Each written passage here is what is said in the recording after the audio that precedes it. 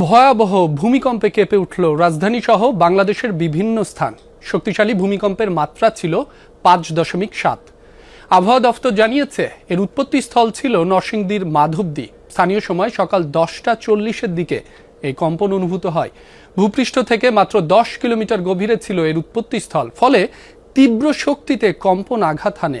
ভূমিকম্পের আঘাতে এখন পর্যন্ত ঢাকায় 3 জনের মৃত্যুর খবর পাওয়া গেছে। রাজধানী থেকে উৎপত্তিস্থল খুব কাছে হওয়ায় ঢাকাতে তীব্র কম্পন অনুভূত হয়। বিভিন্ন স্থানে বেশ কিছু ভবন হেলে পড়ার খবর পাওয়া গেছে। আতঙ্ক ছড়ায় সাধারণ মানুষের মাঝে। এ সময় ঘরবাড়ি, অফিস এবং ব্যবসা প্রতিষ্ঠান ছেড়ে বাইরে বের হয়ে আসেন লাখো মানুষ। সাম্প্রতিক সময়ের মধ্যে বাংলাদেশে এটি অনুভূত হওয়া সবচেয়ে শক্তিশালী ভূমিকম্প।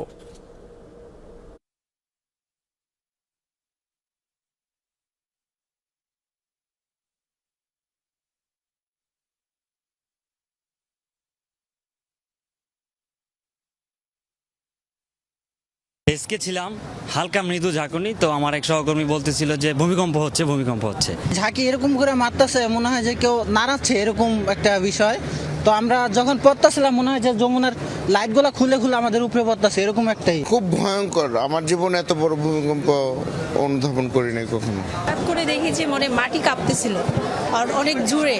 তখন আমরা সবাই এলোমেলো, যে যার মতো চলে গেছে। যে যেদিক দিয়ে পারছে বের হয়ে চলে আসছে। আমরা ওইখান থেকে যে একজনের গ্লাসটা ভেঙে দিয়েছিল, ওখান থেকে তাড়াতাড়ি যতটুকু সম্ভব হয়েছে আমরা নেমে নিচে আসছি আর কি। ভয় পেয়েছি, আল্লাহ আমাদের ভাগ্য ভালো রাখছে, আমরা বেঁচে গেছি। প্রচন্ড ঝাঁকুনির পরে আর কি আমরা আসলে দিকবিতেল হয়ে সবাই বের হয়ে আসি আর কি। খুবই আতঙ্কিত হয়ে আমরা দৌড়াদৌড়ি করে একজন একদিকে আমরা ছোট শুরু করছি। এত ভয়ঙ্কর ভাবে, আর এই বিল্ডিং এ 36টা ফ্যামিলি থাকে। হ্যাঁ, আমরা সবাই একদম 10 তলা থেকে নিচে নেমে বসে আছি। আমরা তখন হোটেলে নাস্তা খাইতেছি, তখন দেখতেছি খালি কাঁপতেছে আর নাস্তা ধুয়ে আমরা সবাই মিলে দৌড় মারছি।